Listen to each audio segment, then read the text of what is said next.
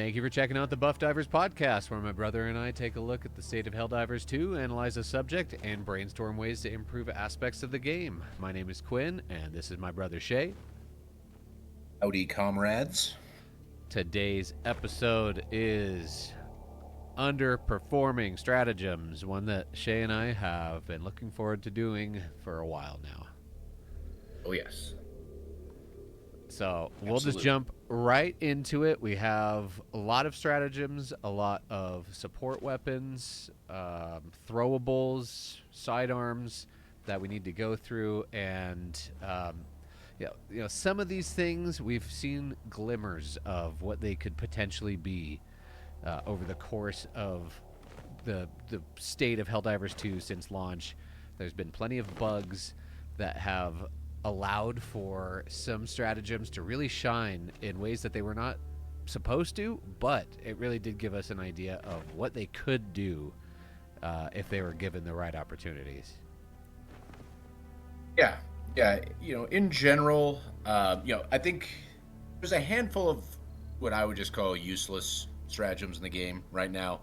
And then there's just a lot of things that just a couple of turns of the knob on a couple of aspects of a stratagem would really bring it up to a great stratagem, And again, not everything needs to be S tier. I'm not trying to, when we go through this, I'm not trying to make these things the next best thing in the game. I just want to make them fun and usable within, the right builds.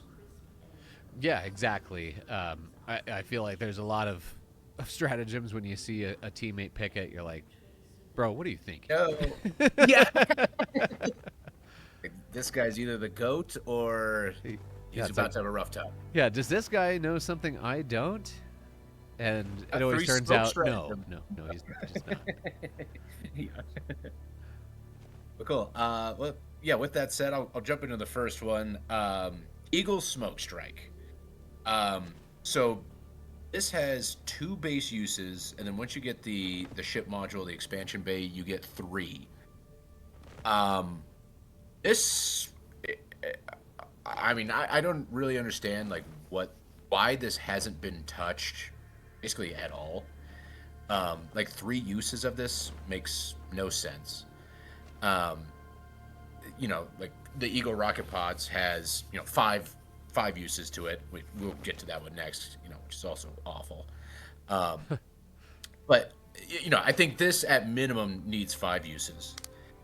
In addition to just more uses of this thing, smoke in general, I think needs a better. I think smoke, when it gets dropped, it needs to have just a bigger radius, like a much broader radius. I think its duration needs to be for longer, and I think that I get from a realism point of view that the bots continue to shoot into the smoke. I've used smoke before, again, I try to test all this stuff pretty extensively. There's definitely been times where I'm still getting riddled, with inside of the smoke screen. I feel like you should almost be desynced from the enemies for at least a time. I feel like you should basically be invisible, and they should stop and try to reassess other targets in the area. They should basically, you should almost be you despawned. Is kind of my thought. And if guys are shooting and they hear other sounds, they should focus on the sounds. Obviously the enemies still have a audio cue for where they should be shooting and stuff like that. So I think if you drop the smoke and you're not moving, or you're using the new ODST armor, I think you should be a ghost. Is that broken? No, absolutely not, because you still can barely see out of the smoke. So I think smoke could be really cool, but as it is now, only the most dedicated of ghost divers are using it. Now they did just buff it slightly where the projectiles can destroy fabricators. That's cool. I kind of actually don't like that though, because now, yes, you can destroy stratagems with it. You can fabricators and stuff, which is, I think that is a good thing, but it's it kind of defeats the purpose of it being stealth. It's like, cool, I'm gonna drop the Eagle smoke in this base. Oh shit, I just killed 2 fabricators, and now the whole base is on alert. Seems counterproductive, but I don't know. What do you think? Yeah, I see smoke as a disengagement tool, especially in nines and tens, where you're Yeah, just kind of constantly getting hounded, and you're kind of seeing the death spirals, um, yeah, and you're just getting multiple bot drops or bug breaches, just kind of calling in on you. And it's like, man, we need to get the hell out of here. We need to get back on objective and get this mission rolling in the right direction. Smoke would be helpful in those kinds of scenarios if it had that ability to de not necessarily de aggro, but to if the breaking line of sight actually was effective at creating space between you and your enemy, so you can actually move on from wherever this bug breach or bot drop is coming in, so you can you know circumvent that bot drop and start working on another objective, or something like that. Other Because right now it doesn't stick around long enough for you really to get much distance. Like you said, the bots will keep firing right through it. The bugs will just run right through it. yep, And the Illuminate just have too many tools to get to keep line of sight. The flying overseers are able to keep line of sight. The stingrays are also elevated, are able to keep line of sight. So the smoke really doesn't help. But I do like your fix for it. Longer duration, higher density, higher volume of smoke, yeah. and its ability to really give you some cover so you can, make an escape, or at least try and make a play out of it. Yeah, or have the fun power fantasy, with the silenced weapons, like we're gonna have a whole other thing. Mechanics is a whole other, episode. But what'd be great is like you're dropping smoke, you have like a melee weapon and your silenced weapons, and now you're kind of like in the smoke, able to like kind of push without getting aggro. That could be cool. And I think that would make it really viable. And again, it's those mechanics are already in the game. Pretty easy to just give a couple of tweaks to make that do what it should do. Yes, Um, I have an idea for a ninja build that uses pretty much all of the worst stratagems. That is not viable because they are all the worst stratagems. But yeah. in my perfect world, where you're throwing, you're dropping a smoke strike, and you got your throwing knives, and you're throwing knives at your enemies, and you're running up with a sword and chopping them up. Like, it's like, that'd be fun. Got a warp pack on, you're teleporting, like super ninja stuff. Yeah. That'd be great. However, there's no way that would ever win a mission. Like, that is a No. surefire way to burn through your reinforcements. Yeah. And then my last thing on smoke too is if you ever see like a true military smoke screen, these things last for a very long time and they're very dense. So again, when we liken it back to milsim, quote unquote, with real, realism, I feel like the real reality of the military using smoke, it's actually pretty effective. So, Quinn, why don't you hit the next one, buddy? This is one that I really want to be Favorite. better, which is the Eagle Your, rocket your pods. favorite. Yeah, I want this to be so good, but it's not. it is so not. It is so not, and it's really unfortunate because there was a time in Helldivers 2 history when I would bring these pretty often, and this was back when we didn't have a lot of options for dealing with heavy armor. So you would bring these, you'd crack the armor on a charger, finish it off with your primary, or you would do that to a Bile Titan, crack its armor, and then everybody kind of gangs up on it. This is before the recoilless rifle buff, so EATs were reigning supreme at the time. But since then they've just kind of gotten power crept out of relevance, and they've tried to make a couple passes at this to make it viable, but I feel like it's just gotten worse over time. Like, you do get 5 uses after the buffs, and that is the right amount that you should get. However, Agreed.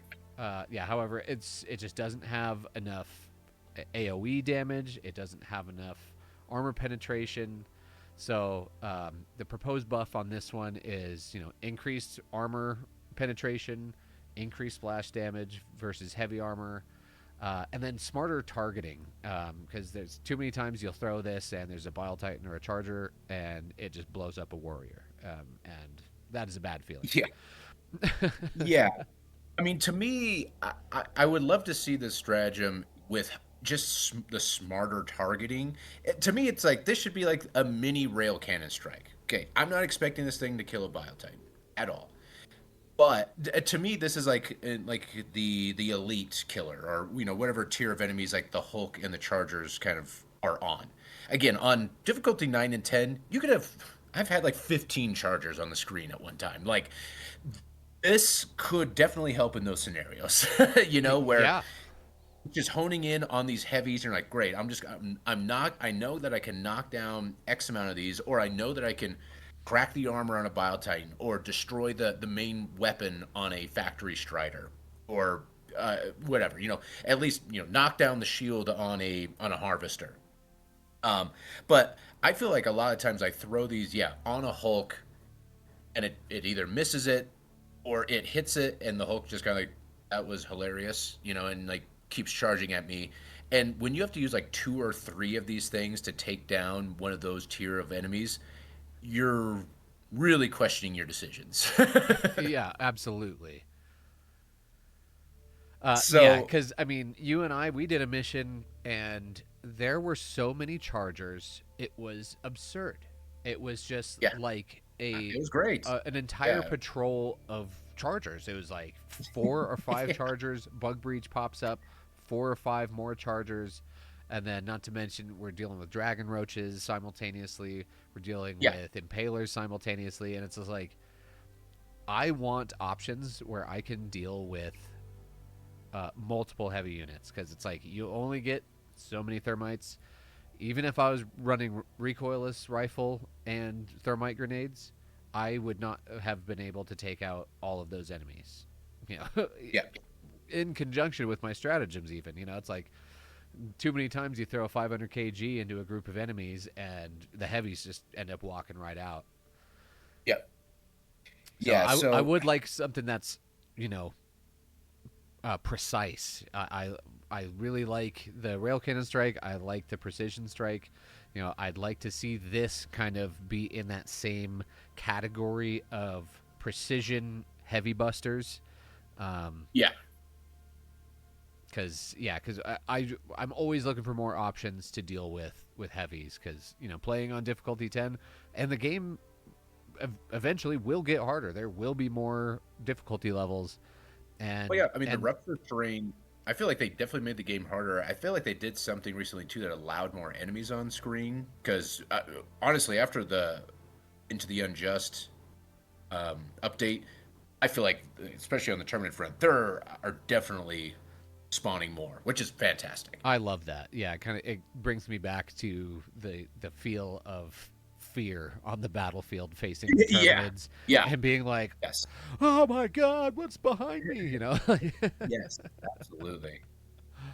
So yeah, I mean, it kind of to sum that one up. Really, I just think it needs a smarter targeting. They really need to open up that radius so it can really hone in on those big targets. And to me, I think it needs to take him down in one shot.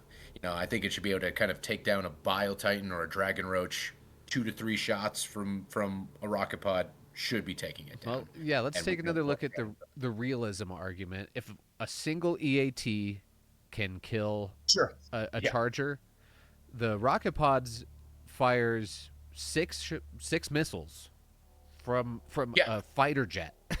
you know? yeah, Like I'd like to 100%. yeah, what are these made out of? Like Sure, put some explosives in them maybe, instead of it just being like, yeah, "Oh, we're going to shoot it 6 or times with pebbles. a slingshot." Yeah. 100%. Yeah, I think honestly to me the Eagle rocket pods I think are like the main offender to me. Um no matter I always try to like try it and say, "You know what? Maybe I'm just a fool and I was just out of my mind the last 100 times I played with this. Let me give it another shot." And after the first time I've used all five, I just say I'm not even going to throw these because it's not even worth my time. Yeah, I've done the same thing where I bring it. I'm like, all right, I'm gonna try this out in this build. Hopefully, this like is the one. And within the first 3 minutes, I'm regretting bringing it. Like, I should have just brought the 500 kg. Yeah. Cool. Cool. Yeah.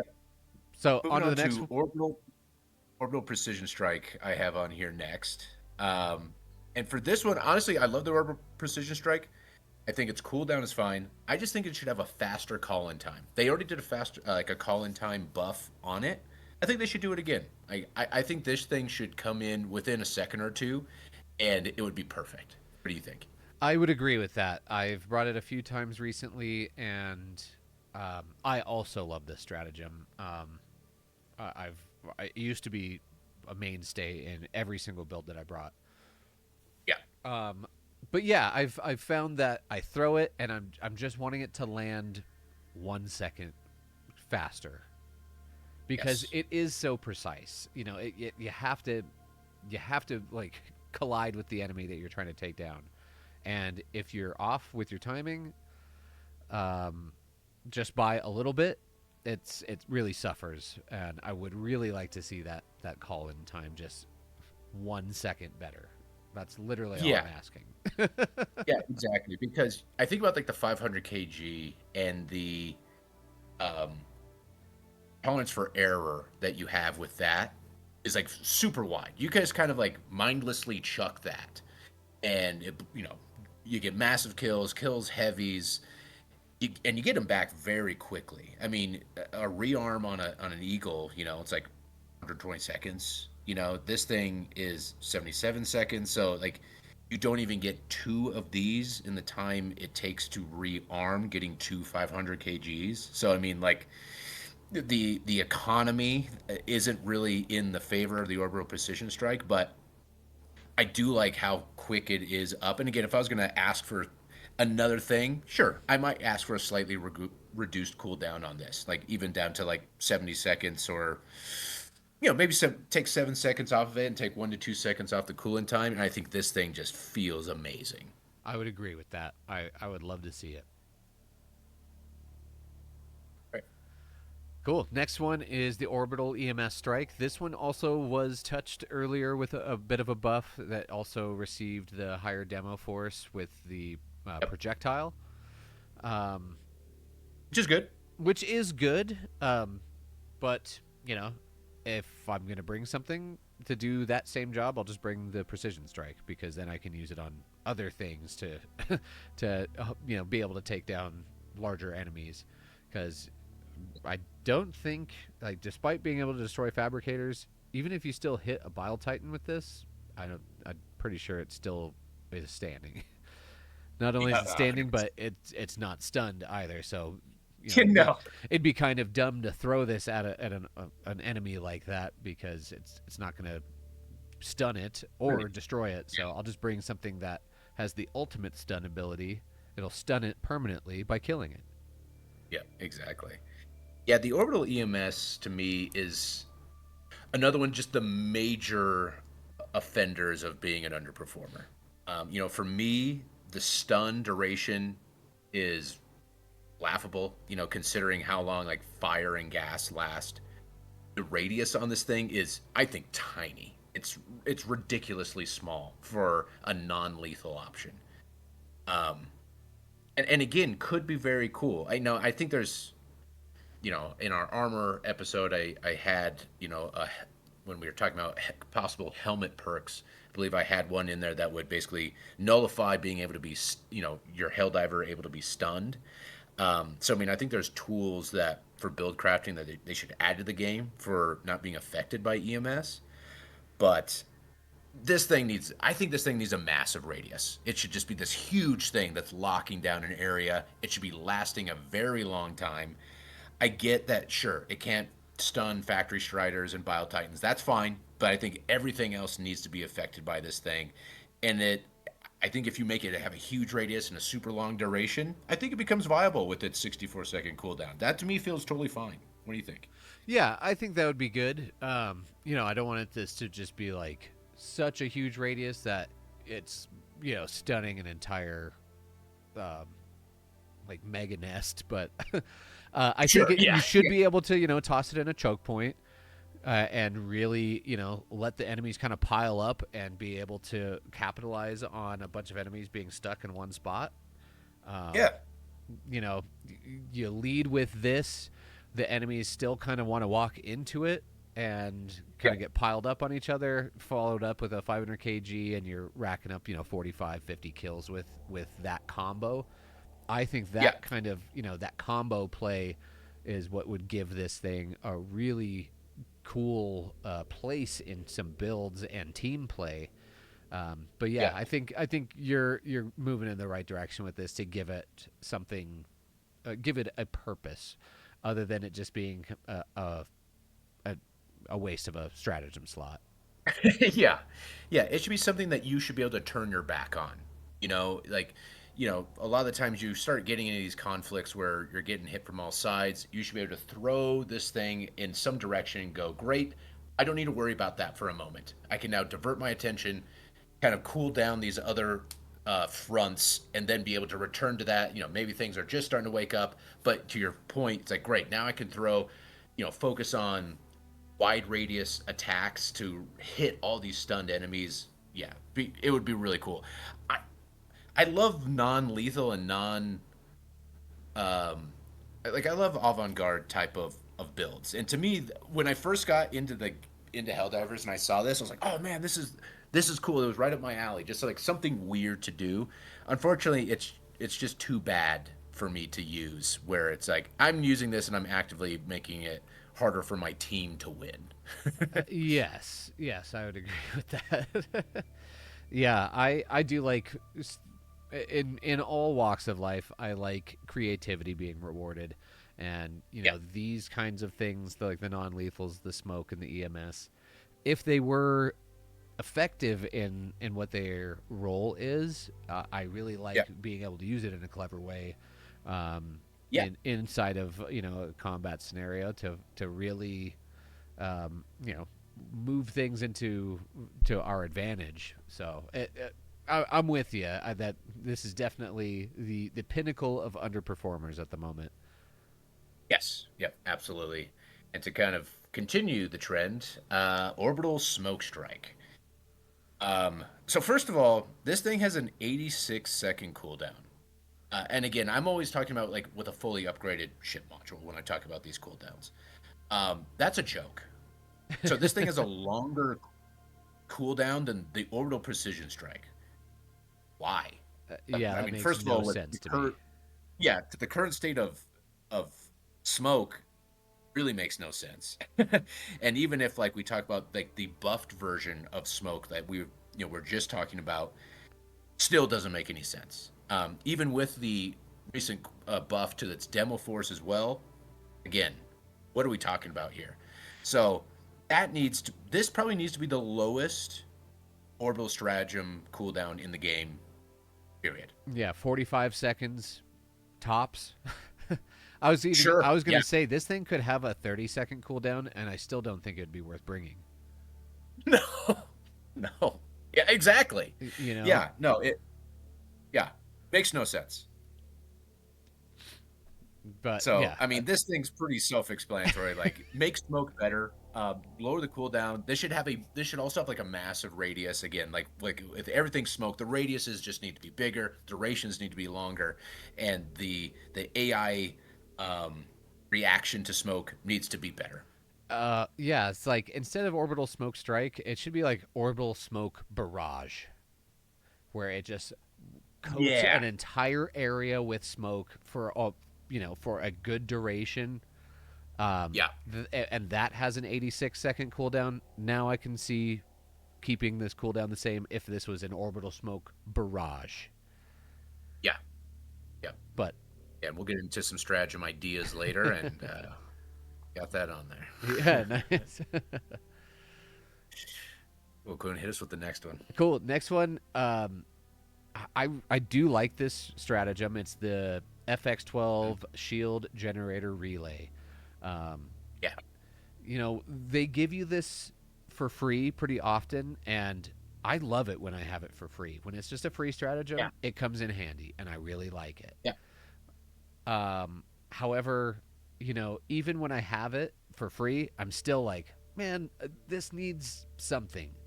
Um, Yeah. yeah. So our suggested fix on this is either double the uptime of the shield or a shorter cooldown, as well as an increased health pool for the bubble shield itself.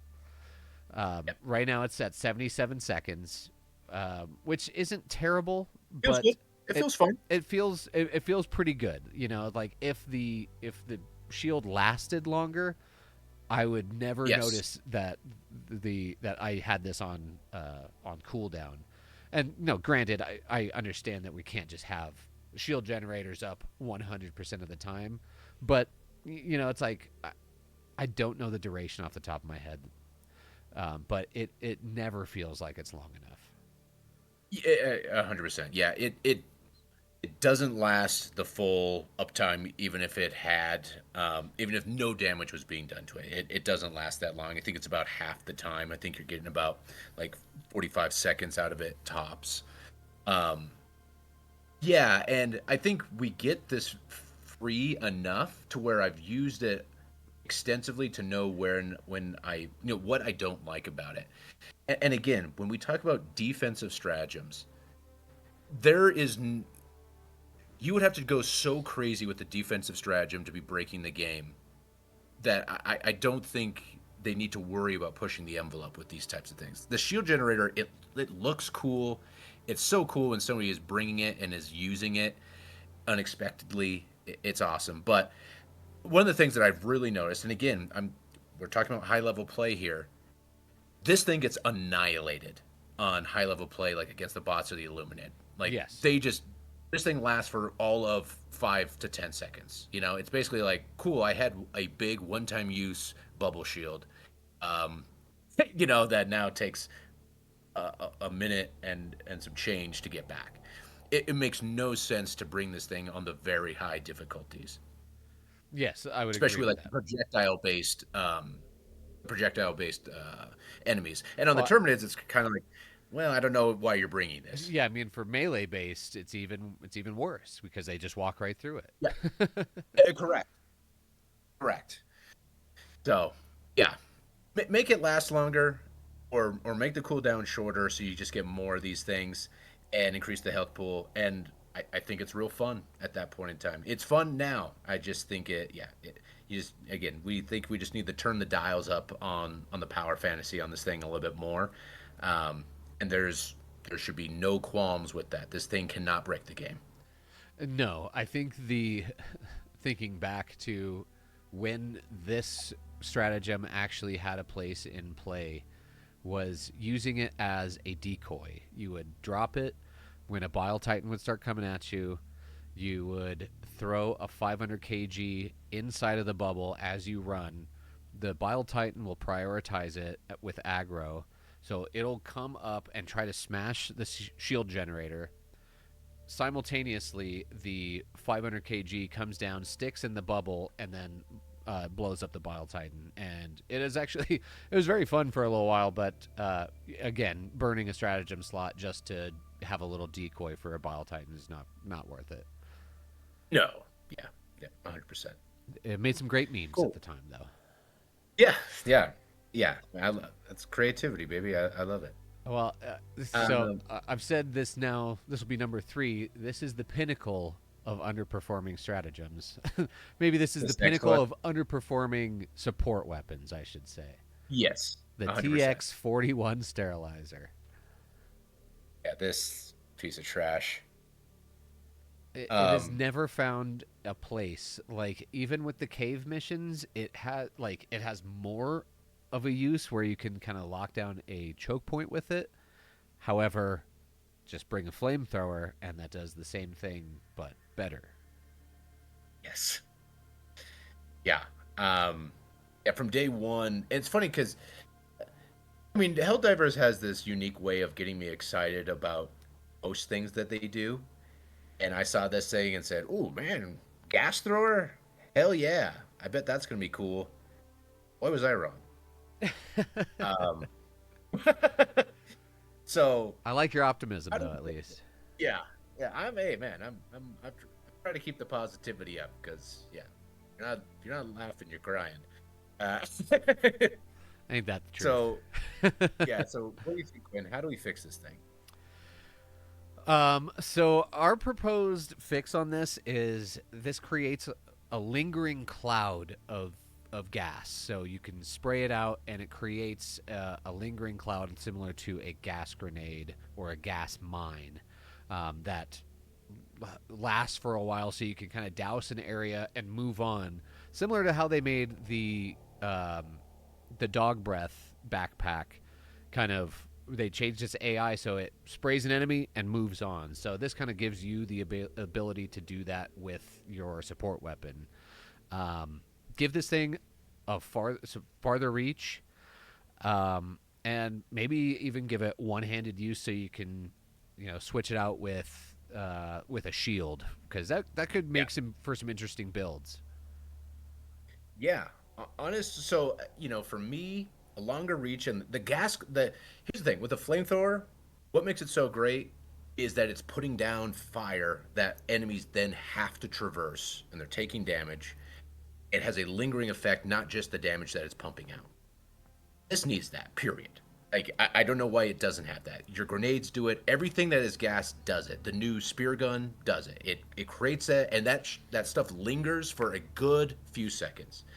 This thing, you should basically just be putting down this wide arc of area denial that you can place it exactly how you want it, and to me that would be so cool, and it would actually have a really great use of you're just kind of running around, in those cave missions you're just kind of running around putting up these smoke clouds everywhere where everybody's like putting the heat on these choke points, and you're just keeping this stuff refreshed and making it so that your team, if they're trying to get to you, these bugs, they're never gonna get to you coherent. It's just gonna be these wild bugs that are super confused. Yeah. And then yeah, One having other it. thing I'd like to see Oh, on this is adding some projectile damage onto it. So as you're hosing down, if this is the only thing you have left, you should be able to shoot an enemy in the face with it, hold it on them long enough that they just gas out and die. sure. Yeah, I could see something like that for sure. And one-handed use to me is the ultimate way to make something more powerful. We saw this with the crossbow, which I think they're probably regretting these days, where they, like, give it more damage, give it more all this, and make it one-handed, which was correct because you could absolutely use a crossbow one-handed. Oh But yeah. just by doing that, the crossbow, easily was already S tier and then became basically the best gun in the game. Make this one-handed and run this with a shield. Is that good? No. Is it fun? Hell Yeah. yeah. I mean, if this was one-handed, so you got sterilizer, ballistic shield, you could pair that with gas armor and the machete, so that way you're kind of like Yeah. a frontliner. You're running in, you're stunning everything, you're swapping to your melee weapon, you're hacking things down. You could That sounds do, sick. I like doing like multi DOT, damage over time builds. So Yeah. now you got shield, sterilizer, and the crisper. So now you're spraying down gas, swap over to the crisper, spraying down fire. That would be really sweet, especially paired with siege ready armor. So you have extra canisters for your crisper. That would be a fun build. I don't know if Yeah. it's probably not going to be the best build in the game, but at least gives you some creativity and a place to use this because those one-handed builds are good. And then even just if you're bringing it as a one-handed weapon, just so you can be running away, looking behind you, Yes. and spraying a gas cloud and giving yourself some space Yeah. between the enemy. Yeah. Just that in and of itself is awesome. And again, with the shield, especially with the bugs or anything when you gas them, they kind of go wild for a bit. Having that shield so you can just kind of slough off the kind of one random attack that kind of happens during it that randomly hits you, so that you basically are nullifying the one downside of to it, and then you got the heavy gas armor. Man, that just sounds fun, and it sounds honestly like something that would be good. Yeah, I think it'd be really sweet. It immediately makes the gun more fun. Yeah, 100%. Well, speaking of shields, let's get into the SH51 directional shield. Um, it's funny. I really love the idea of this. I just feel like, again, we talked about in the SMG's video. One-handed options in the game are so lacking that anything that's like these kind of anemic stratagems to support that style, they just they feel very underwhelming because the things that you pair them with really don't do anything. So this is directional shield. This is the thing that's projecting that shield in front of you. Looks really cool. Has a couple of decent things, but ultimately, you never see anyone running this. Outside of just maybe a new person trying something out. And honestly, there's really no reason to use it. So my thing for this is give it some higher HP until it resets. That in of itself just makes it better usable. Again, when you're on the bots and you're getting 50 Devastators shoot at you, this thing lasts all of 2 seconds, so that's rough. The ragdolling when you take a missile that it's still ragdolling you makes no sense. I think it should nullify all ragdoll. That in and of itself would make people use it. If you could use this thing and it would not ragdoll you when you blocked a missile hit, people would use it. I guarantee it, because people hate that. Yeah, seriously. And then the other thing is, while you're in vehicles or in placements, it turns on, so that you basically have like a shield. You jump in your HMG emplacement. This thing is now on in front of you. There's a bug where I think it's still in the game where if you stim yourself and then jump in, it turns on. That should just be a feature of this thing. And now it's kind of serving cross purposes. It's now supporting the vehicle game, because I think it should be on if you're inside of a walker or inside of a vehicle, even as the driver. Again, just a little extra damage protection for you, and it's awesome, honestly, when you're in placement and you have it on, especially on the bots. You're kind of deflecting a bunch of fire and letting yourself just like really get the time on target you need to put things down. Yeah, I had alluded at the very beginning of this podcast that we have seen bugs that have given these things little glimpses of what they could be.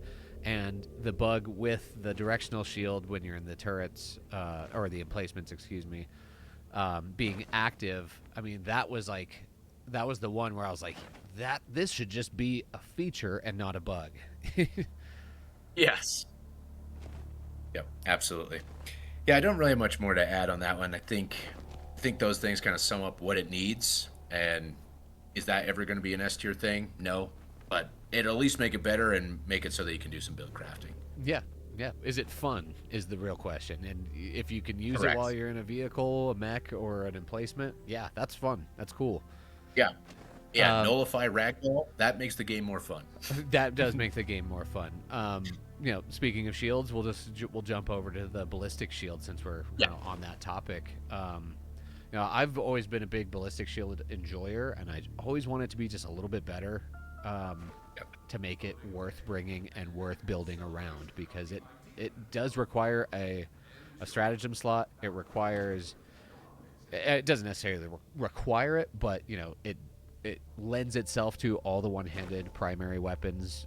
All 4 of them. Sure. Two of them. Only 2 of them are really viable, like that I would ever bring. But so a couple of things that could make this better, since this is destructible. Give it a shorter cooldown. It's just a shield. It's not like this is a super high-tech piece of equipment.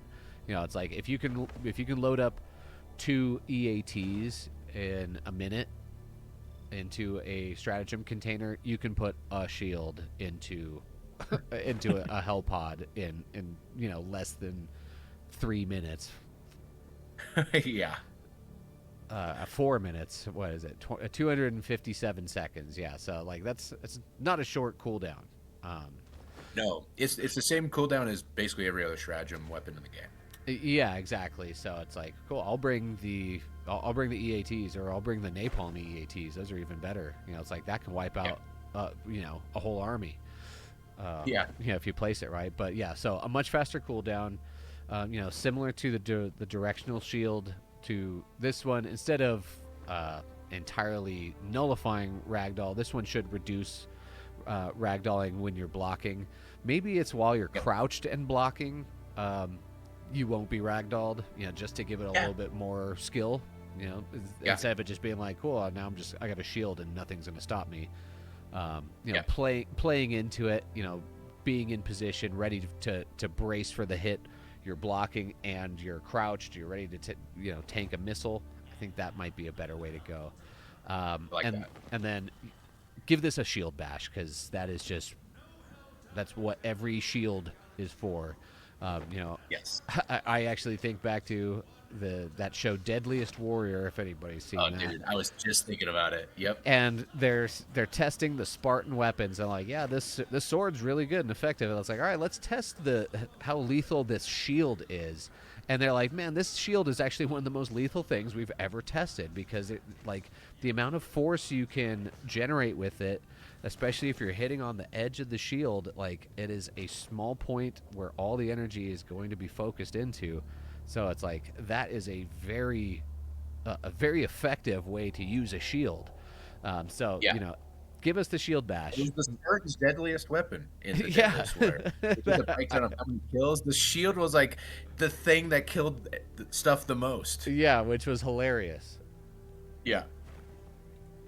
So give So, us one of totally those. agree. Yeah. Yeah. Give us a Spartan shield. Yeah, I agree with everything. Yeah, big thing is like if you could just get more of these faster, in and of itself would be better. But yeah, all those other things you added, 100% agree. Those should be in the game. It would really put the skill into this thing, and it's fun. And the directional shield, I mean the ballistic shield has a lot of uses already. It's not completely useless at all. It is fun. Like the Dragon Roaches now prove that this thing is like really good, because you can block their fire. You put it on your back. There's lots of cool tech that you can use with it. Give it a little bit more tech, and I think you see wider adoption. Outside of like the veterans that are just kind of looking for something interesting to do. Very true. Yeah, that's a really good point. Yeah, like, especially like I said, this is something that you have to build around. It's taking up a stratagem slot. If you're wanting to maximize with it, you have to bring a specific type of weapon, one-handed weapons, or utilize your secondary, which the Talon is easily better than most of the primaries in the game currently. So Talon and Shield already feels really good, but yeah, I'd love to see a couple little tweaks, and it would be a really, really fun play style. Yep. Let's move on to a couple of the next ones. This is a more recent one. This is the K9 Guard Dog, the Arc Thrower Guard Dog. And God, I wanted this to be so good. I was like, man, I'm doing the Arc build. We're doing it. And it's just, it ain't it. Stop it. No. It ain't it. So yeah, Yeah. like the thing I don't understand about it is it's a robot that is shooting an arc thrower. The arc thrower can shoot pretty much once a second, little less if you are if you're right on your timing. I would love to see that guard dog be firing as quickly as I could shoot an arc thrower. Yes. And then also give it some better AI. The AI on it is terrible. Trash. It is It does. dog Like shit. shoots bodies. And, yeah. Not the guard dog K9. It's the K9 dog shit. It's the K9 dog shit. Yeah. Yeah, 100%. This thing could be really cool. I mean, and it's balanced by the fact that you will be just annihilating your teammates all the time with it. Yeah, again, it's one of those things you have to build around, or there will be consequences. So even if you buffed this thing, it's not going to be S tier. Everybody's going to be bringing it, because now if everybody is going to be bringing it, now everybody has to be own that war bond and have the arc resist armor. Yep. So it's like, again, Well, there's so many good backpacks in the game. Like, that's the thing. I mean, the Warp backpack has definitively shown that, again, you build something the right way, a defensive stratagem can be powerful and can be fun and absolutely doesn't break the game. And honestly, I'm a big backpack enjoyer. I like all of them except for this thing. Um, I still bring the warp pack now over most of the offensive ones because it's just fun and it's cool and you just get some like really cool clippable moments. You know, like Yeah, there's definitely it's some all good. awesome ninja vanish moments where it's like, yeah, nice try. I'm over here. Yeah. Yes. Yes. Exactly. So yeah, better shoot faster. It doesn't have to be 1 second, but it needs to be significantly reduced. Um, Again, when you have a laser backpack that literally fires forever, and you have this thing that's like maybe every 5 seconds I'm going to do something, you just can't rely on that. No, especially because lasers are so good. Like the Yeah. laser is A, dealing damage, and B, it's doing fire damage, which has been buffed. So it is, it's insane. It's like, yes, it's only light Yep. armor pen, but there's plenty of squishy spots on each enemy where you can light them on fire, and once they're burning, it's valuable. Yep. And yeah, and 100%. the K9 needs to be brought up to par with the rest of the guard dogs because It every ain't single one of there. them is considerably better than this. I've literally only had I've played with this twice and was so disappointed both times. Yep. So And speaking of arc weapons that I think need like a little bit extra, like the arc thrower, I don't think it's bad by any means. But again, when you put that up against everything else that's going on these days, I think the arc thrower is significantly behind everything else. yeah, I mean, Um, especially when you're comparing other weapons that are energy based and have unlimited ammo. You have the quasar cannon. The quasar cannon shoots every 15 seconds. Well, I think it's every 20 seconds you can fire. That's with the cooldown and charge up. And yeah, that's an anti-tank weapon, and it takes out a lot of big enemies. It's very useful, and the arc thrower has none of the utility that the quasar has. correct. Like, yeah, it's got some cool crowd control stuff, and somebody could maybe argue to me that it doesn't. That's its main purpose is crowd control. Sure, but if it is, then it needs to be forking way more than it is. And quite honestly, I think it should be doing more damage. Like I think it should be doing more damage. I sure you can take down a Hulk with it if you shoot it, whatever, 50 times. Um, uh, it should be able to take down that tier of enemy. Sure, it doesn't need to be 50 shots, and it doesn't need to be five. But I think there's a happier medium to where this thing actually feels valuable, to where you can at least strip a charger's leg in 10 shots or something like that. Um, and again, so if we kind of get somewhere like that, where 10 shots strips a charger leg, and this has like a much broader forking to ads, I think it feels much better and it's fun. And I want this gun to be better because it's tough. The de-escalator kind of took away this thing's thunder. I mean, recently the Huh. it is bugged to high heaven and has like completely destroyed itself. And I am like pouring one out for the de-escalator because that is like my favorite gun in the game. It was. It's useless now, but yeah, I'd love to see this thing some love because I love lightning and I want this thing to be better. And I know the arc thrower enjoyers, we all kind of cope with some guns where it's like, no, it's good. It's like, sure, but it could be way better. Agreed, and I have to give you credit for the stealing its thunder pun. That I don't know if that was intentional, Okay. but that was well done. So Let's anything move else? on to yeah, let's move on to another one of the backpacks. And every time I use this one, I'm always a little disappointed. I'm like, God, this just needs a little bit more, and that's the jump pack. Um, Yep.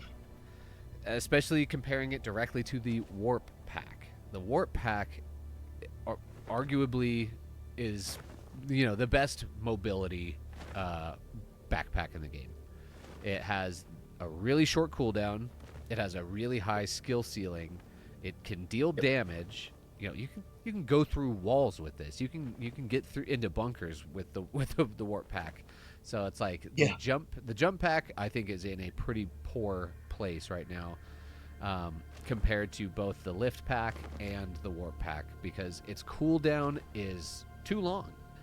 It is. Yep. It just needs to be a shorter cooldown. That is such an easy fix for this one, because it should be, a couple of seconds in order to get this thing up, because it's not like you're, completely invincible while you're in midair, and arguably you could be more vulnerable while using it. So, you have to play smart, and by giving this thing more, more uses per minute, you could see a lot of cool stuff done with it, especially with some of the, now that you can aim weapons while using it.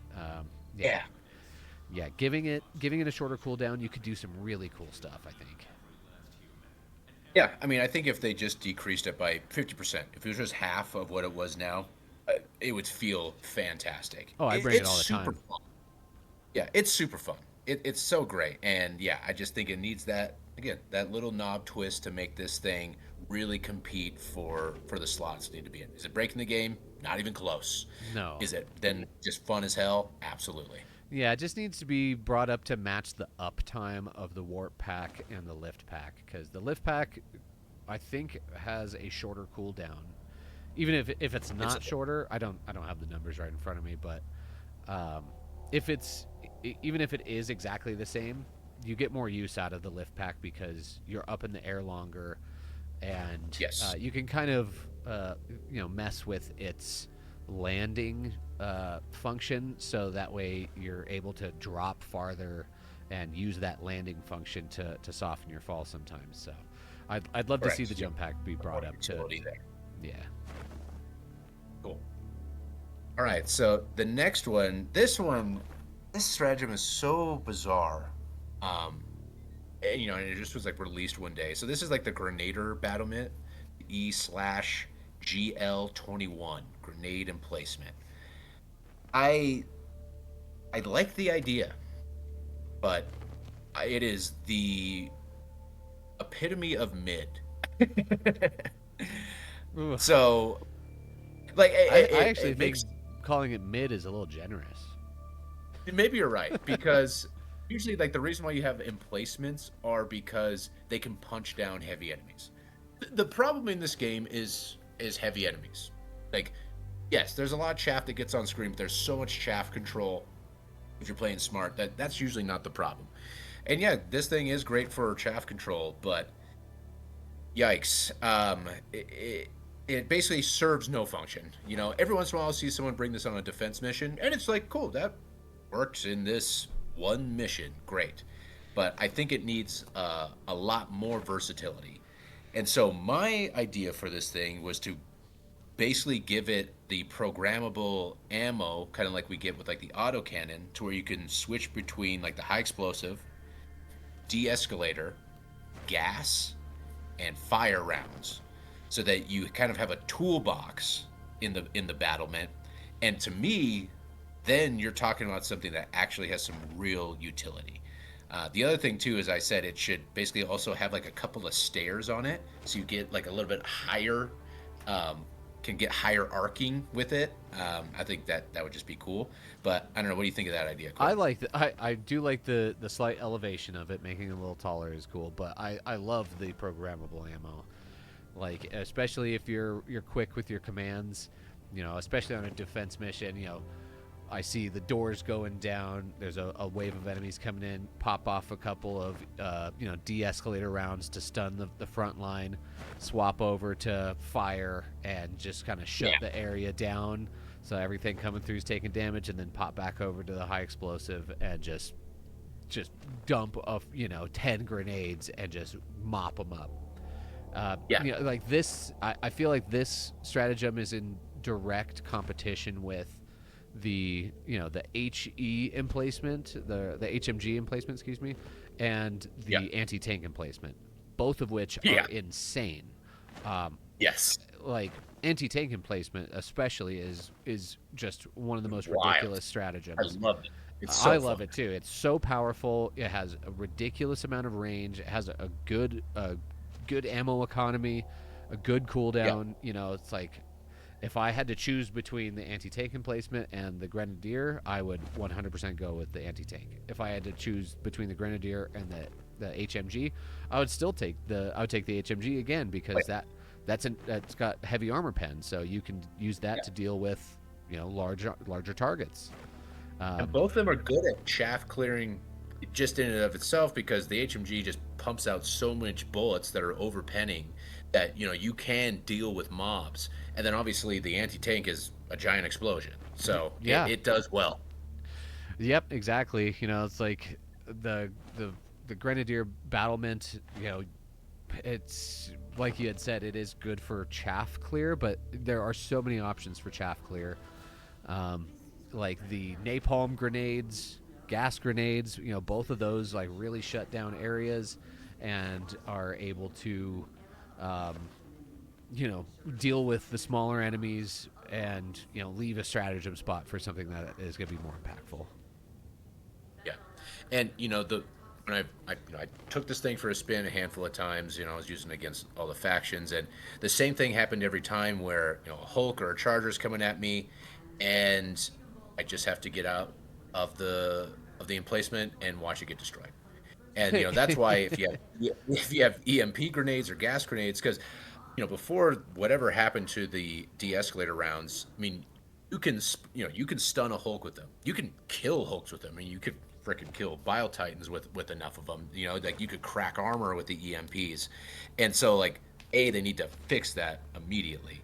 But again, you give it that ability, now this thing can deal with stuff. Again, it's not one-shotting any of these things. You got to be smart with the ammo. Now, like, you have real decision trees that you're going through. It's like, oh man, got some Hulks coming in. How am I stopping them? Am I just gonna gas them so I can kind of clear up the chaff around them, or do I just focus firing with some EMP grenades? And then you're kind of working with your ammo economy. I just think there's a lot of cool, fun decisions to make, and some real gaming that can be done once you open it up like that. Yeah, and as far as implementation, that sounds like a pretty possible thing. Yes, we have definitely seen a de-escalator exists, HE exists. We have absolutely seen. I've seen hackers shoot a fire grenade launcher and a gas grenade launcher. So the asset is somewhere in there. Yeah, agreed. Cool. Let's move on to the barrages. Let's start with the walking barrage, which I do bring on bot missions. It works sometimes. Sometimes it definitely works sometimes. But most of the time, I am left a little disappointed. With 0 kills and something on cooldown. So this one's got some pretty quick fixes. Again, by comparing it to the best barrage, the Napalm Barrage, which we watched with Alexi's dev interview that Crazy Mr. Pips did. He made the Napalm Barrage just for fun. He's like, I made that in like an hour just for fun because I thought it'd be hilarious. And they're like, oh cool, let's put that in the game. Like, yeah. So I think the rest of the barrages should get a similar treatment, because the fire rate of the Napalm Barrage is its best feature. And I think that the walking barrage absolutely needs that. So it's like shorter call-in time, denser spacing of the shells, and a faster fire rate. Yes. Yeah, and this is going to be my same thing for the 380, which we're going to talk about. And when I look at the 120 and the napalm, like 120, I think is well balanced. Has a decent cooldown, has a pretty short cluster, has a decent fire rate to it. I don't have much to complain about there. I still don't like it, but I think it's not underperforming. Like I like the tweaks are like very minor.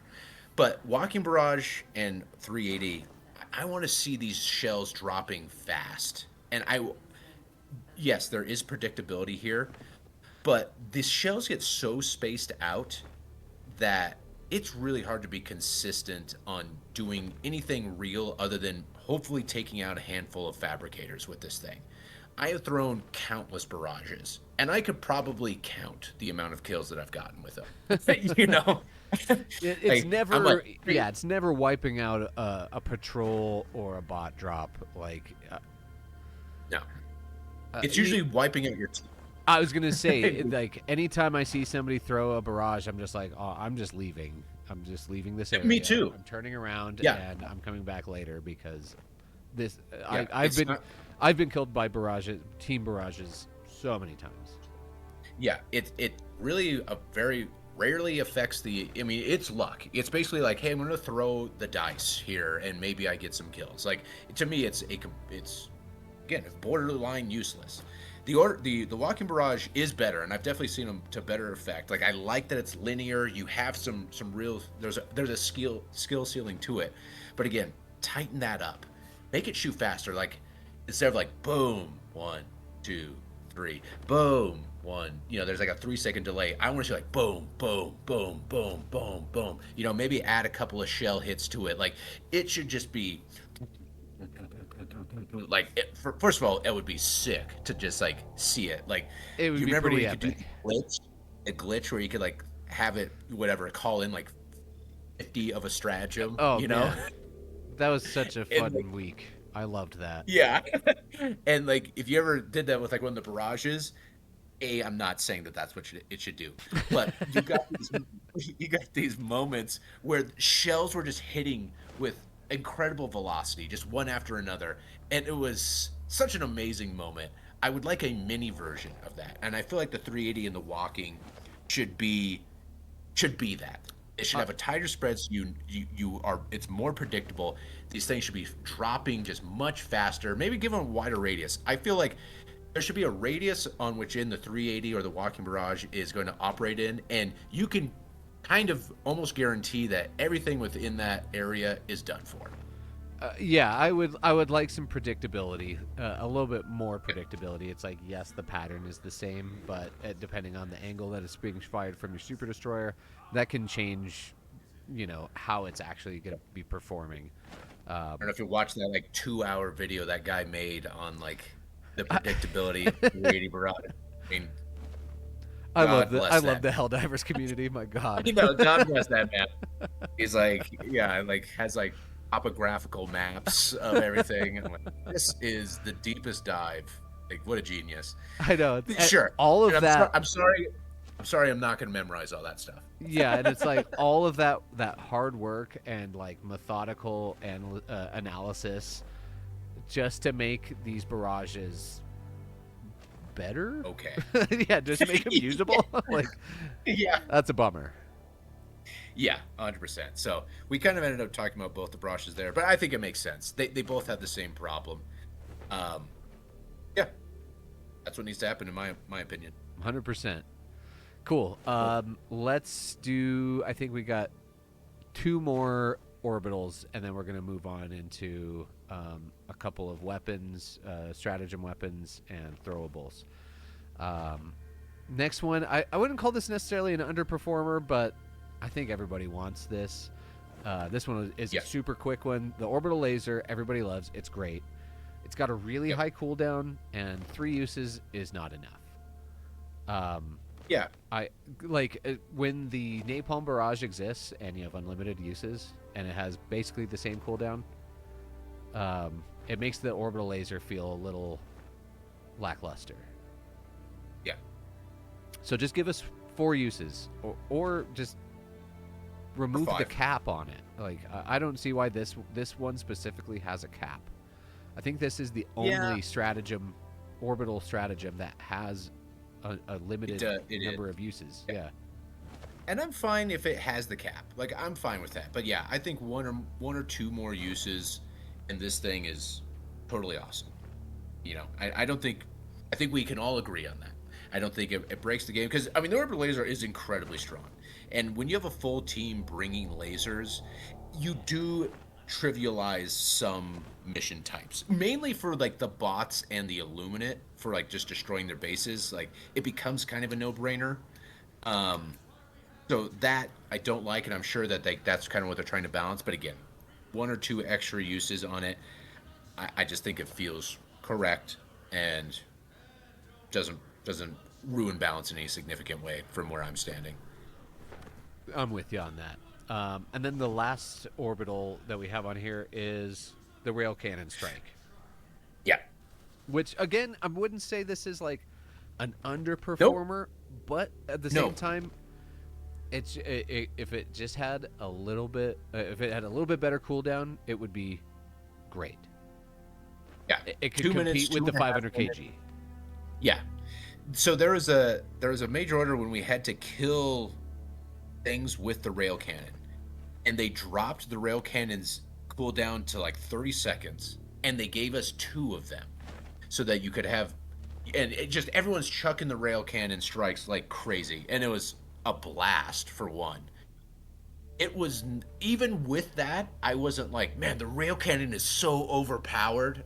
Even with having two of them being able to be thrown at 30 seconds each, and the entire team having that for free, felt fine. Like it was fine. Now, yes, it doesn't need to be that, but with the advent of like dragon roaches and things like that, no, I think that enemy probably needs a little bit more gamification added to it. But yeah, I think reduce the cooldown of rail cannon strike by 30 seconds to a minute, and it's fantastic. Yeah, I'd love that. I would love that because again, it's a single target stratagem. So no matter how many you get, it's like you get 10 of these in a mission. That's only 10 enemies you've killed with it. Yeah. So Yep, exactly. yeah, I think that lowering the cooldown on it is not going to be game breaking. It'll just feel good, and who doesn't like 100%. feeling good? Yeah. Cool. Let's talk support weapons. Let's start with the AMR. Yeah. So AMR, I love the AMR for one.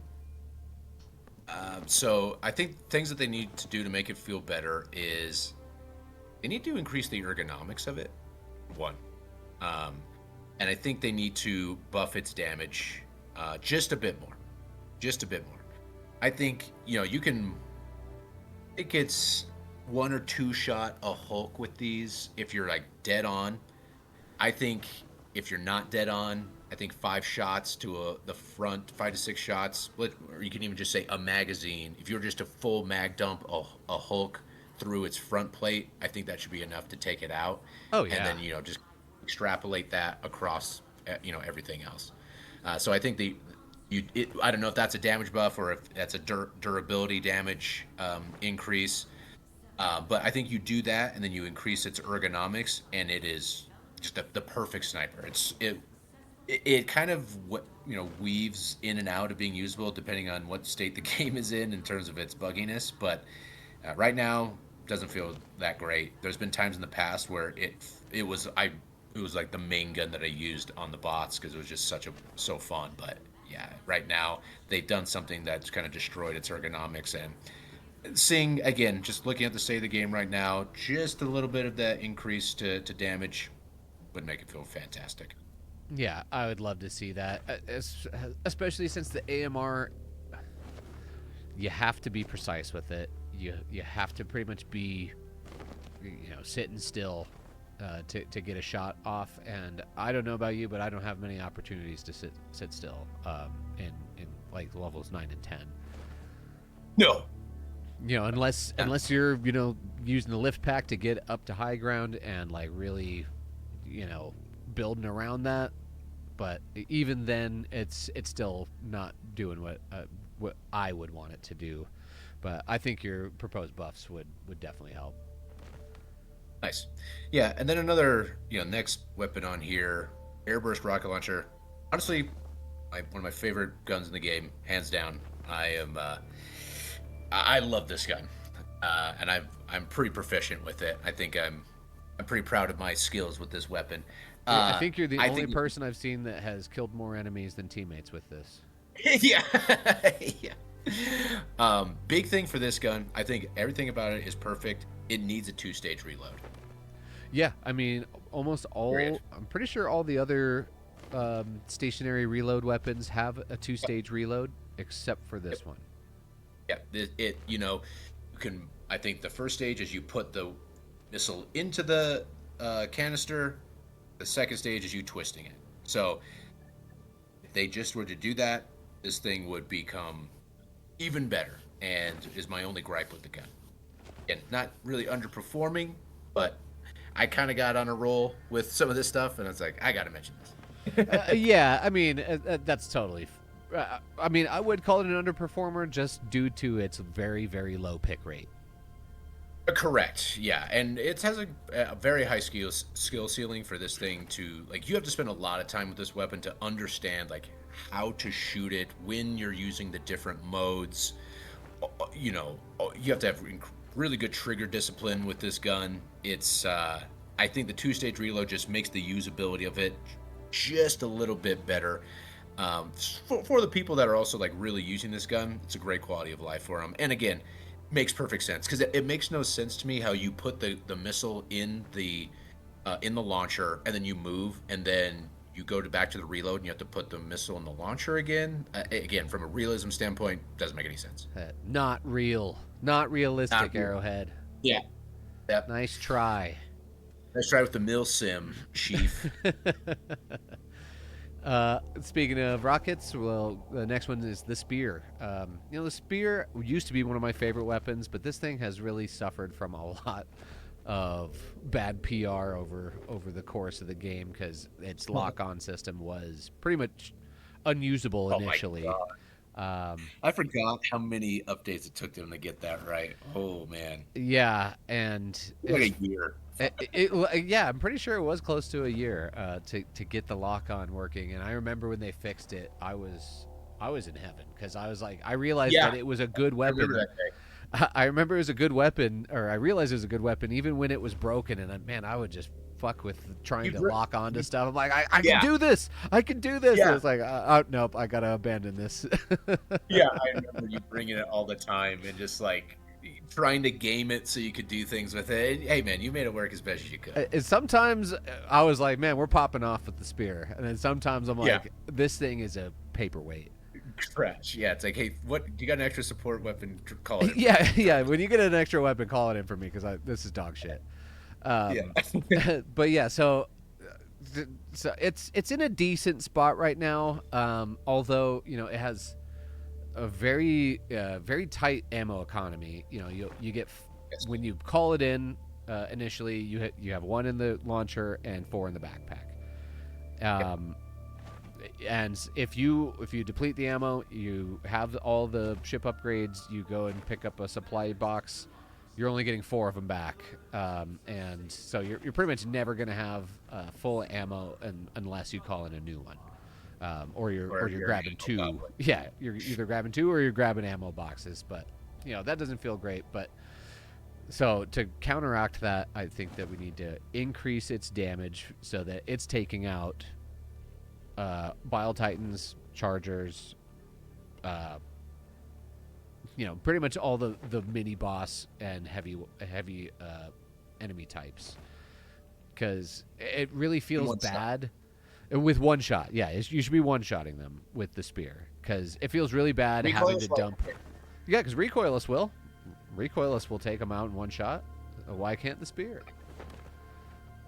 Yeah, and with its kind of less than optimal aiming, I feel like it just needs its base damage better. To me, with the Hive Lord and the Dragon Roach is a perfect example of like where the spear should be at its best. Yes. Where it should just be like, hey, I got the spear, I'm the Roach Hunter. Where it's coming in, locking on, taking it down. Yes. Now, the fact that it's like 2 shots for a Dragon Roach and those things show up every minute, it feels so bad. Yeah, and again, the spear feels like this massive gun. The power fantasy just isn't quite there. Like half the time I'm using that thing, I feel like War Machine and Iron Man 2. I'm like, all right, it's time to bust this guy's bunker with the ex-wife, and you hit him with it and it does nothing, and it's like, Hammer Tech. Yeah.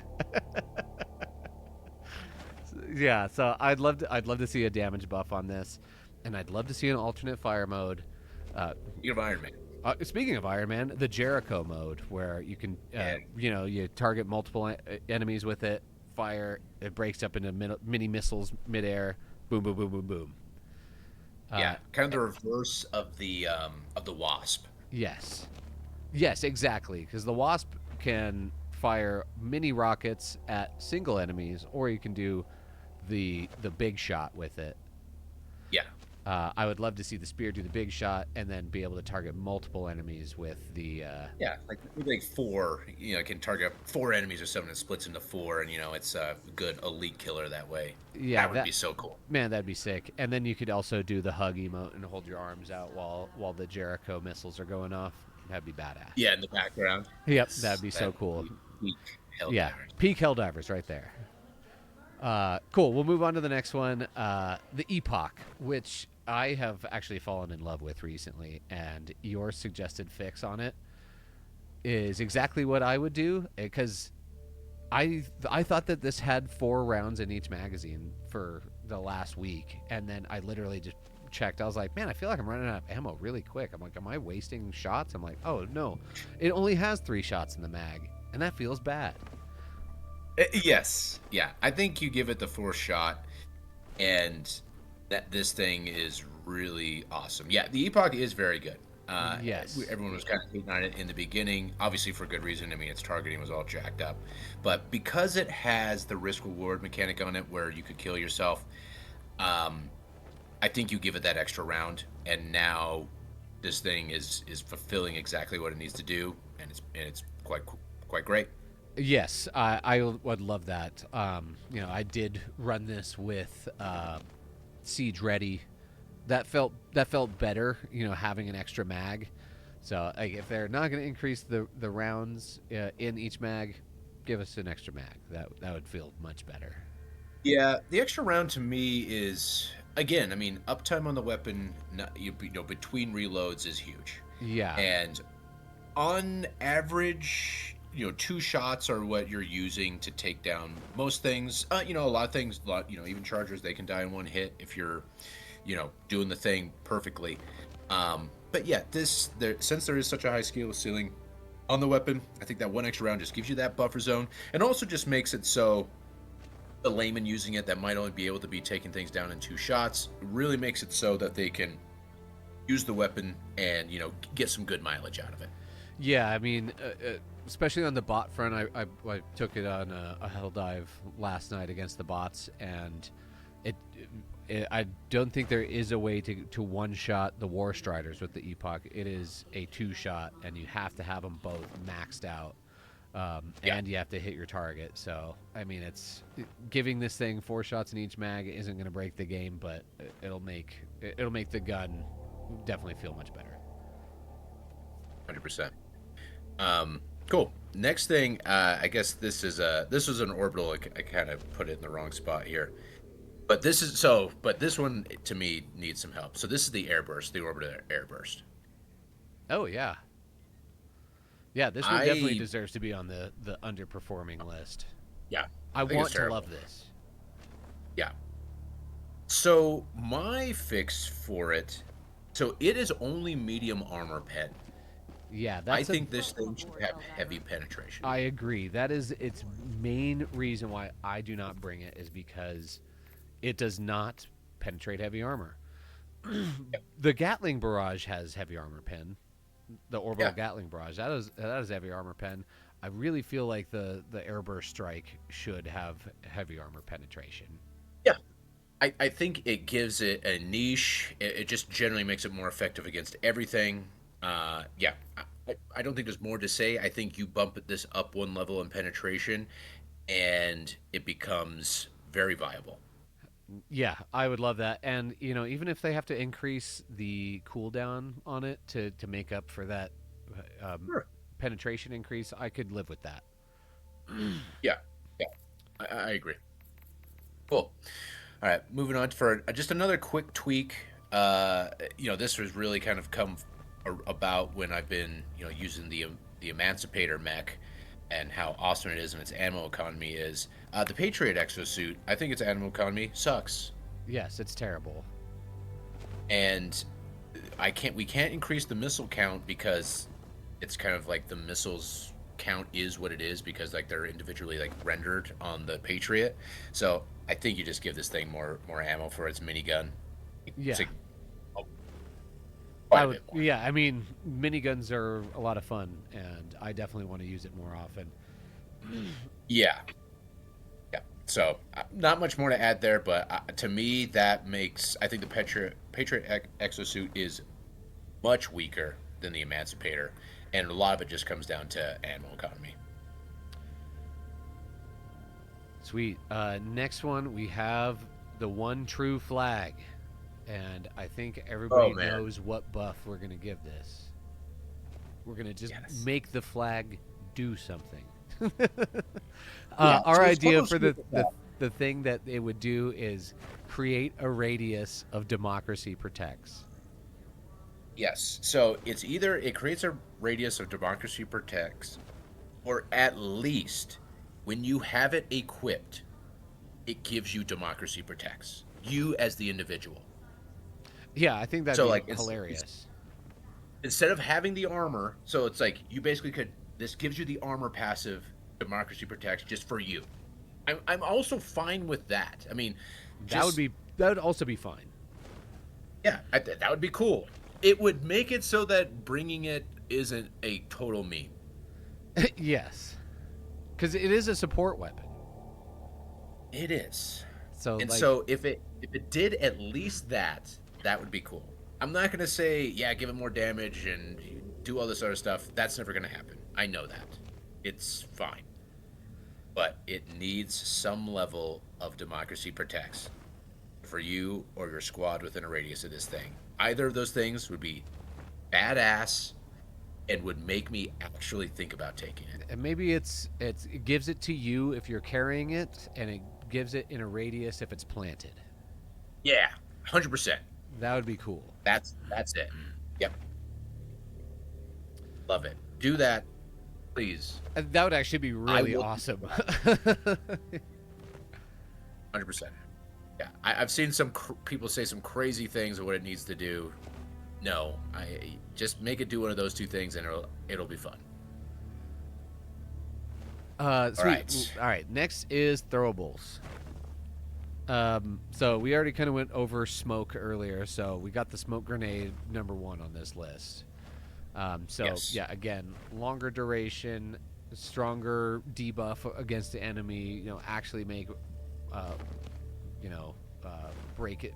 Actually make it break line of sight.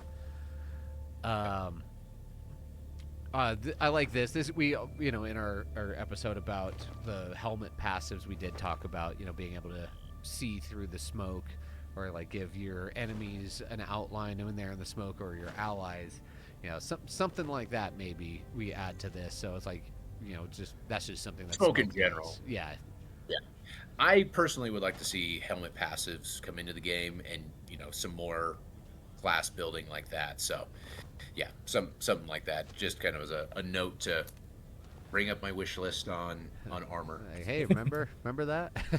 Remember that great idea? Yeah. Yeah. So then also, if you're gonna, we should get way more than 4 of these. You should get Oh 8 yes. of these.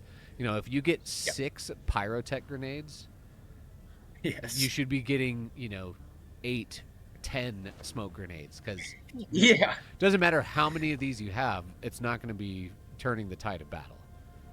No, they're never going to be enough. So yeah, I think increase the quantity of them, do all the smoke buffs that we talked about. I think it should have a little bit faster detonation time too, or even make it an impact. Maybe somebody would fight me on that, but Ninja smoke bomb right there. well, that's kind of what's my thought. If, like you're throwing it down, it's just yeah, again, it plays more into the what a smoke bomb is in our minds. So, Totally that's agreed. Yep, so that's smoke there. The next one is the TED 63 Dynamite. This is such a weird one. So big things here. I think I'm not going to really mess with its damage and all that stuff. I think all that stuff is mainly fine. It's more its usability. I think that this should also have an impact mode. So it basically has 3 different fuse times that you can set on it. It's like 5 seconds, 15 seconds and a minute, I believe. I Yes. think you should have an impact. I think you should have a remote detonation option so that you could set these and then detonate them remotely, and a sticky variant to where you can put them on the side of like a fabricator. And I think it should be able to one shot a fabricator. I think you just up its demolition force so that it can be destroying a fabricator when it is on this, stuck on the side of it. That kind of fulfills the fantasy of what I feel like you would be doing with these. You sneak into a bot base, and you're kind of going around tagging these on Yeah. various different things. Then you kind Set of the leave, and then charges. yeah, exactly. And then you leave and you remote detonate them all, and then just all hell breaks loose. That would be super fun. I would then use them. I would love to play into that. I love James Bond GoldenEye getting the remote mines and Yep. setting those all over in multiplayer, and most of the times killing myself because I forgot where I put them. But That's my problem, okay? but that's my problem. Yeah, exactly. So I think the power fantasy there really starts getting into what I think most people thought these were going to do. Yeah, I anticipated these to be sticky, so you'd be able to like stick them onto the side of fabricators or on the back of a Hulk. Um, the thing I really wanted to be able to do with these is to like be able to set it onto a hell bomb and run like leave and then trigger it with the remote. Yeah, Like yeah, because like when I think of dynamite, I think of like cowboys, and they set the yes, dynamite and they have the plunger away from yeah, it, and it's like, all right, when they come over this pass, I'm going to set off the charge, and then we're going to yep. whatever. But that's kind of where my head goes when I think of the dynamite. So yeah, I'm with you on that. That the remote option, at least sticky variant, would be great. That's where my head goes. Yep. Sweet. So then next here, what used to be the meta grenade, the G23 stun. This used to be the grenade. Yes. Especially on the bug front when the flamethrower was in the state where you could basically kill a charger. You'd shoot the leg on the charger, you throw the stun grenade, cook the charger. That was the strat, for taking down those things. Yeah, that felt good. Um, it's definitely fallen behind. It's gotten a little power crept, and to where I don't take these at all anymore. And I think a couple of small tweaks, and then these become great again. Increase the capacity. Again, we're only carrying 4 of these things. This needs to be 2 to 4 more of these. I think it Especially needs to since they're stun not for.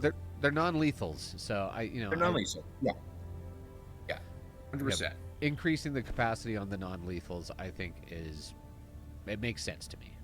It's a no-brainer. Yeah.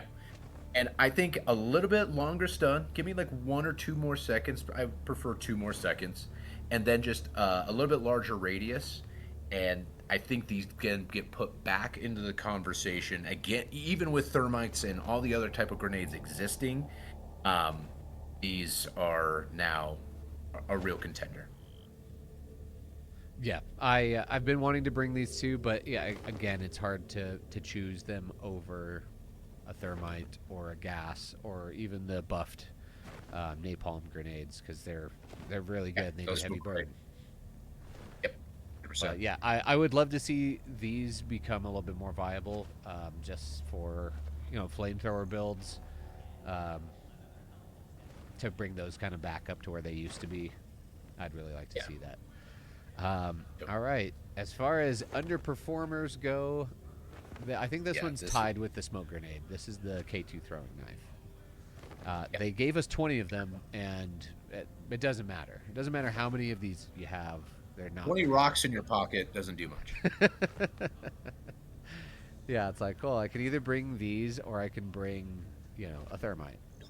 I'll Yeah. take I 3 can think thermites like over what shots. 60 throwing knives. Yeah, exactly. So, we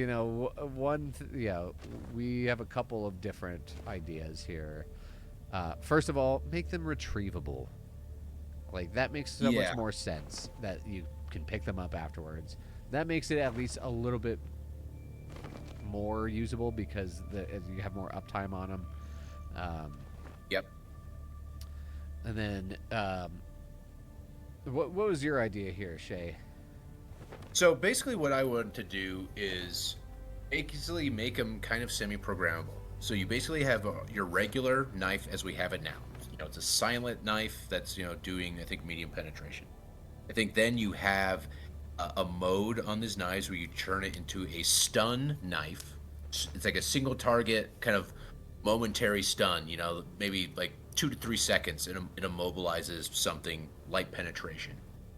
And then you have like a thermite mode. Now these are not like a thermite grenade, but this is something that has able to heavy penetrate and and do damage. So like let's say you could get behind a tank with these and throw 5 of these into like that tank's weak spot, and it has like a short fuse and it blows up. To me, if you had those 3 variants, and the regular variant of these are the ones that you could pick up. So the regular ones are retrievable. The stun and the thermite ones, you can't pick those back up. But Yeah. because obviously it's going to explode and like stun shorts itself out as a battery or whatever. But then these things become like a little toolbox in your pouch. It's like, shoot, you're getting something's bearing, charger's bearing down there. You're like, shit, stun knife. And it's like, it's not going to stun it like a stun grenade, but it gives it like that moment of like this charger's just kind of like, ugh, where you can kind of like reorient Get your yourself and get out of an issue. You have Or your yeah, Dale Gribble pocket sand moment. that's right. Yes, exactly. Exactly.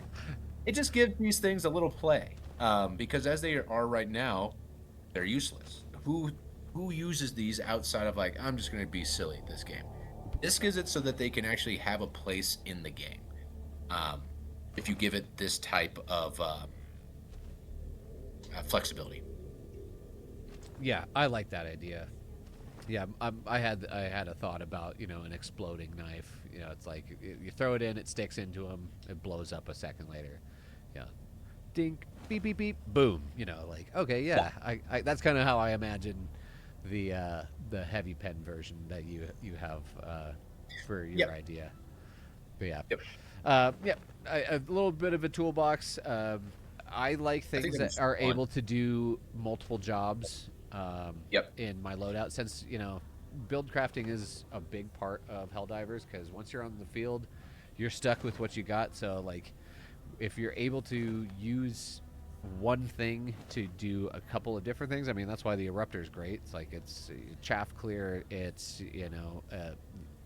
you can take out elites with it. You can shoot down gunships. You can blow up fabricators. You can close bug holes. All those things are great. So it's like, yeah, cool. This is a multi-tool. That's why I'm bringing it. Yep. So Right now, the throwing knife is not a multi-tool because it doesn't even do one job well. So yeah, no, I'd love to does a see great it. job of wasting a slot. I'm sure it's like, hey, if you want a challenge, bring something that's just gonna do nothing. Yep. Speaking of doing nothing, the G31 art grenade. Yeah. This thing's silly. um, I mean, this thing just usually ends up killing the team more than it does doing anything else. So yeah, my fix for this was it should always basically have, because it bounces. I feel like it should always be bouncing along the vector that you threw it on. I think if it does that, then it's a little bit more predictable. Where it's like you throw it, it hits and it jumps forward, it hits and it jumps forward, it hits and it jumps forward, it hits and it jumps forward. That way, it's at least not like it's so random that it's not good. You know. yeah. I Again, mean, I when you're on agree these with higher that. difficulties, you need like things to rely on. And look, I get it. Like, not everything needs to be like Meta. S tier meta, but they at least need to be like somewhat reasonable, And I just feel like the way this thing works now is terrible.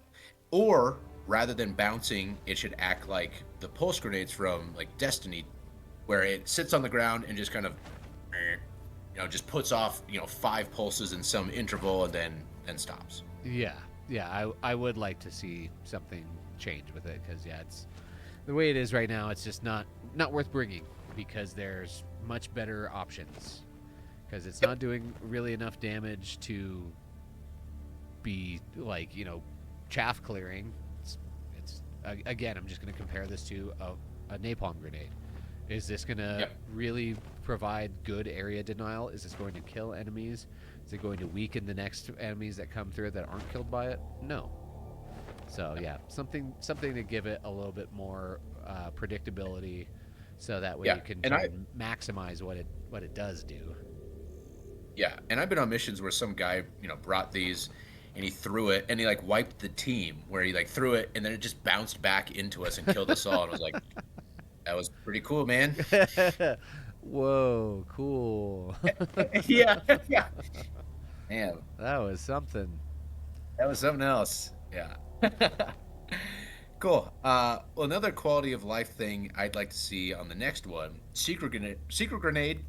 Honestly, super cool idea. I think the execution of it is actually pretty dang good. You can like ping targets and throw the thing and it flies at them. I think it definitely has its niche. I would just like to see a couple of things with it. I think it should be able to destroy fabricators and bug holes because it can't, even if you throw them directly in it and it blows up, it can't destroy it for whatever reason. So give it some demo force. And then I think the time at which it can fly around you should be significantly increased because it can only fly around you for like I think 30 seconds or something before it's like little battery runs out and it just falls to the ground.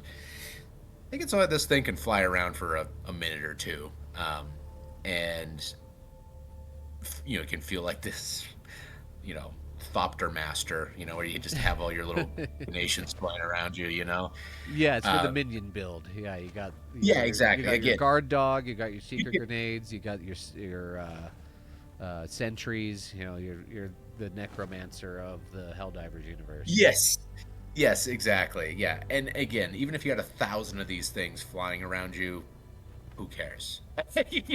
Like they're not going to kill a Bile Titan. They're not going to impact anything in any significant way.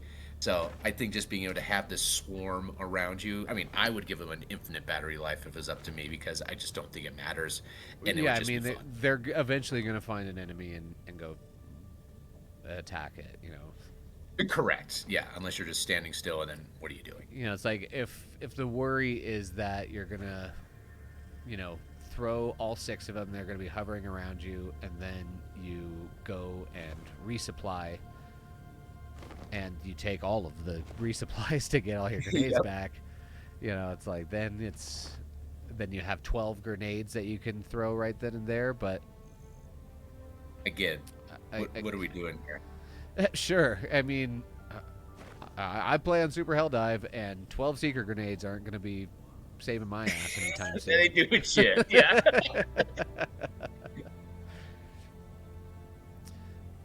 Cool. Speaking of not doing shit, the urchin grenade.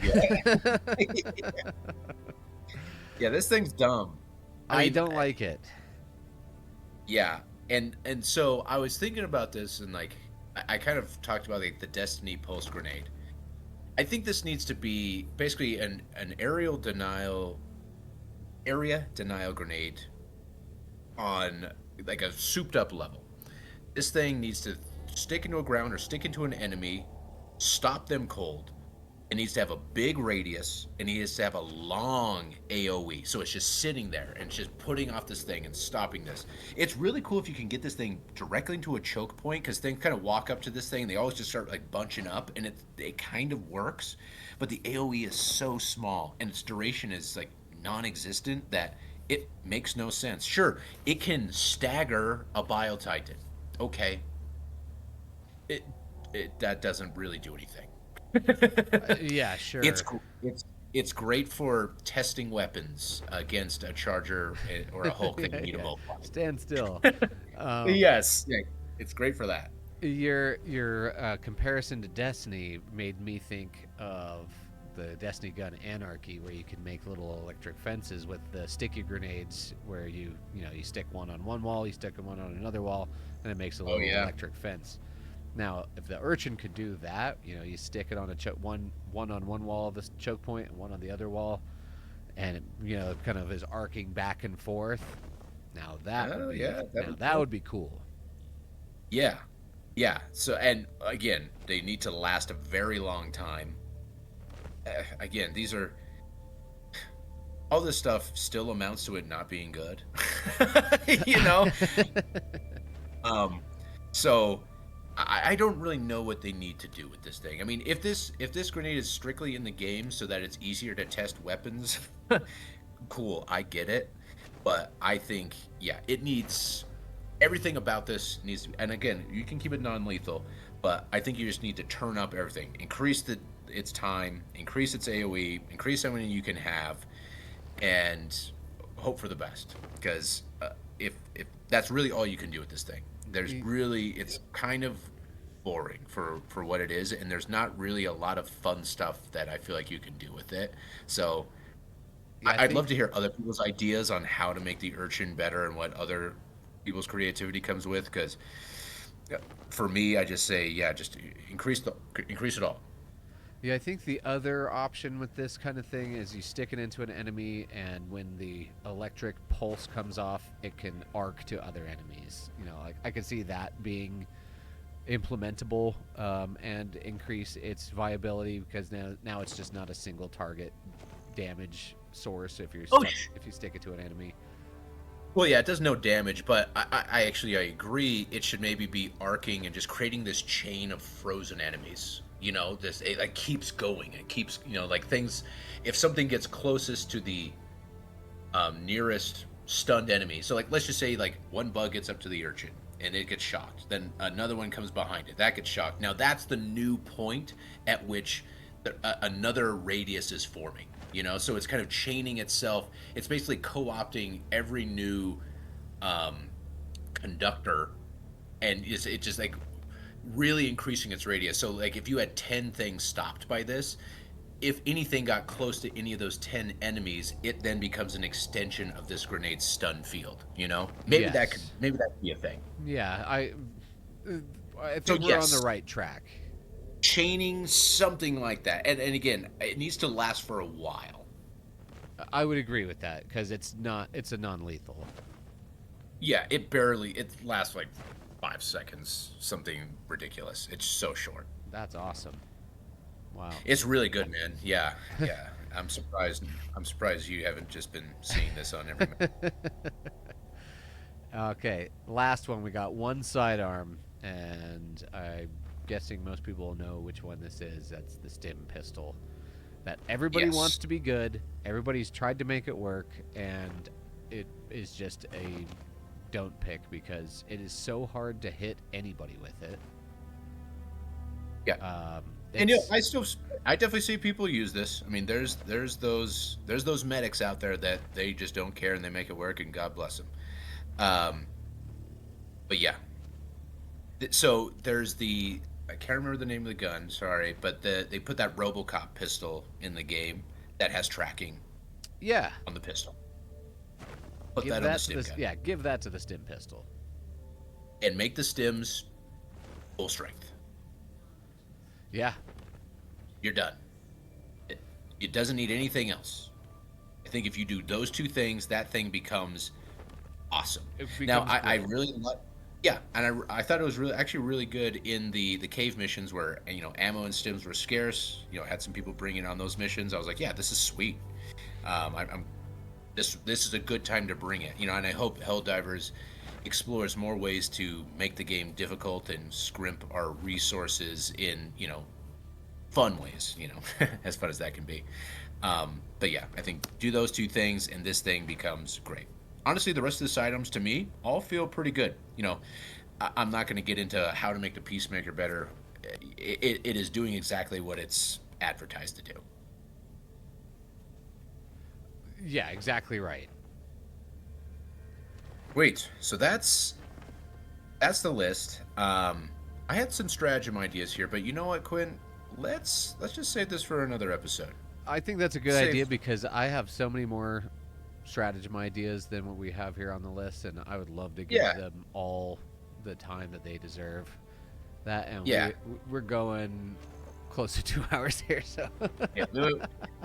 I tell you, I'm always like, yeah, this is 45 minutes, and then we just can't help ourselves. yeah, we just end up having too much fun, you know.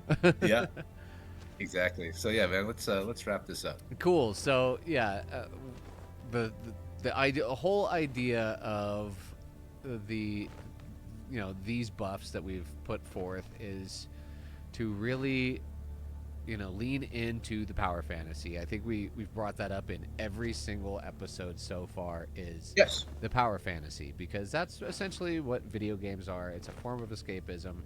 You want to employ these things in the way you think they should work, and the games that have those kind of power fantasies that really fulfill it, man, it's like it's hard to it's hard to beat. It's like I got way into Red Dead Redemption 2, and I was like, man, there's no cowboy game that I have ever played that has become anywhere near this. Or Ghost of Tsushima, Yeah.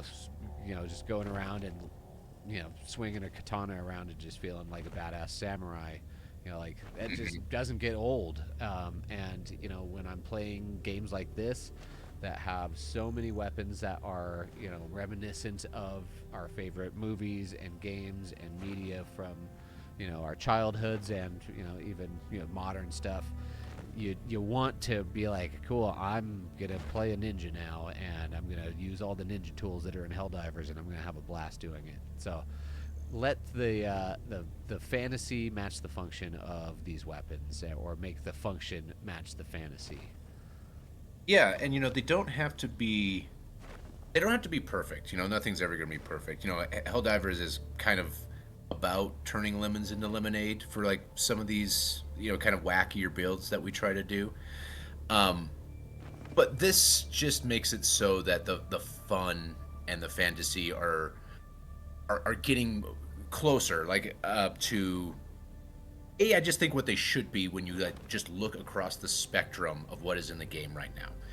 There's, and you get this in all games where you just kind of have this subsection of stuff that is like very highly tuned, and you could tell somebody had like a real passion for creating this. One thing that I left off on here because it just came out and I haven't enough time to play with it is like the pineapple grenade from the Dust Devils War Bomb. It's terrible. It sucks. And again, like what it's kind of one of those things like, what do I even say about this thing? Because I could tell that the person that made this didn't care, because the rest of the Warbond is honestly fantastic, and Helldivers is gonna have more Warbonds. We're gonna be able to talk about more underperformers. I can guarantee that. So we'll probably catch that one on the next go around. But to me, when something is in the game, me and Quinn are both musicians, and Quinn's also like an artist. I'm a writer. Like, we are very creative people, and we have different mediums that like we like to create in. And I understand creating art and wanting to and having an artistic vision and trying to keep that artistic vision alive. And that Alexi, when he talked in that, he's like, think of me as a chef. Like, the only way I know if food is good is if I cook it for you and you eat it. And I thought I was like, correct. Like, a lot of times players are better at giving feedback than a chef is, especially the chef cooking his own food. It's very hard to be objective about your own product, especially when it comes to art. And I very much think that video games are art. Even making a gun, all this stuff in Helldivers to me is an expression of some creativity. And it kind of makes me sad in a way to see something where people have modeled this, programmed this stuff, done all these different things, tidy mechanics and all this stuff, for it to not be used at all. And to me, if I was the director of this studio, I work for a controls company, and we make software for certain people, and we're always looking at the adoption of different features and things like that. And if they're not being adopted, we're like, why aren't these being adopted? What needs to change with the experience or the tool to make it so that people use this? The same goes here. Yes, this is a game. It's not tools for professionals, but you put so much time and effort, and I bought these things. The community bought these things. I think, we expect them to hit a certain level. So, a long diatribe to say, the stuff that you have in the game, make it so it's worth playing. Make it so that it's worth paying for. Or make it so it's worth the time of the artists and the programmers. And programmers are artists themselves. make it worth their time, so that this wasn't just shit that just, hey, do this, so that it was just some garbage that was thrown in the trash can. Very well said. Awesome. Well, One last thing to wrap up. If you had to pick 3 of these buffs, which ones would you pick? yeah. And what are your ideas? I love the ideas of the community. I always say this. And a lot of the times when I'm trying to think of how to make something better, I usually watch other people's videos to get some ideas myself. And some people just, honestly, the community sometimes just nails it. It's like, hey, this is what this should do. It's like, absolutely. And a lot of us have that hive mind mentality too. If we all play the thing and we all have the same thought about something. So yeah, let us know. Let us know what you would pick. Let us know what you would do differently. And yeah, I'm excited for the next episode. Thank you guys again for coming by, and we will see you Starside. Stay buff.